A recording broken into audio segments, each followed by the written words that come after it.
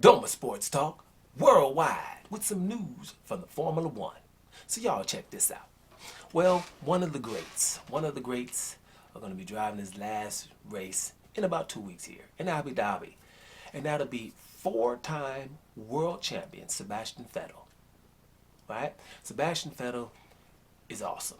Right? In the last few years, you probably have forgotten that because he wasn't able to drive amongst the top of them. Who's he with now? I forget who he's racing with right now. The bottom line is, four championships. It's not too many Formula One drivers in the history that got more than four. I don't know what.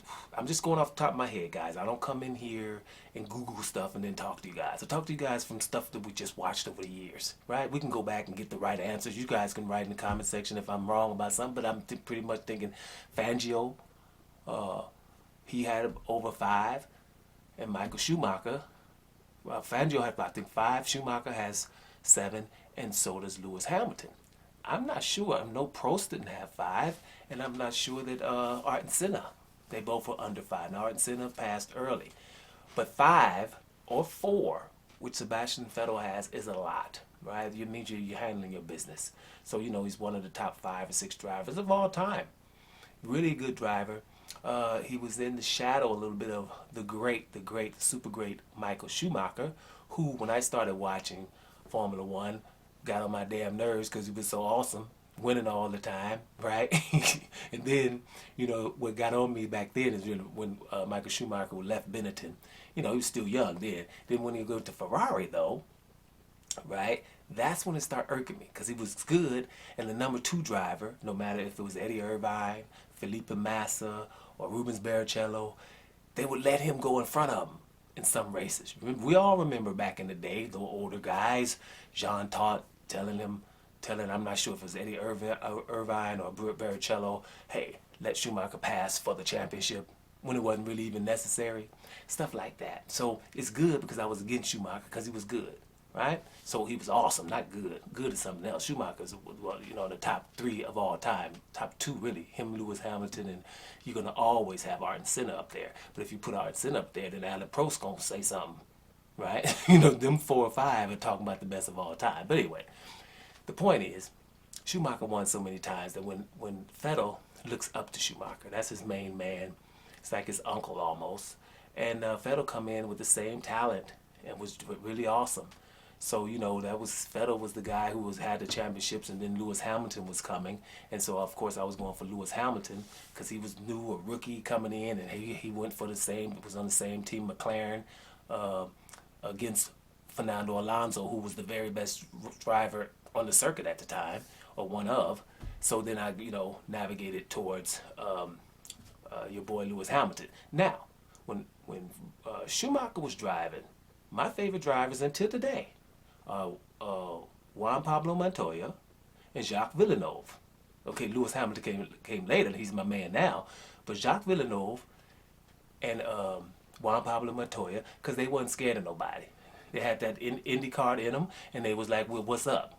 They wasn't coming there to be, in a parade driving behind the guys with a name. That's the kind of drivers I like. That's why I like some Max Verstappen, because Max Verstappen, he's awesome now, but he was awesome as soon as he got there. So was Lewis Hamilton. As soon as they got there, we ain't driving behind nobody. Respect for nobody.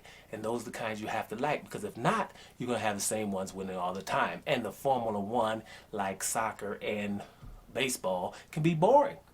If you're not really into it. But back to Vettel. Vettel was awesome the whole time. Good character. But he's just a product of what happens when all of a sudden the cars get overhauled and then you're not at the top anymore. And he was at Ferrari the whole time. And after those 4 titles, he was never sat in a car which was capable of winning. Right?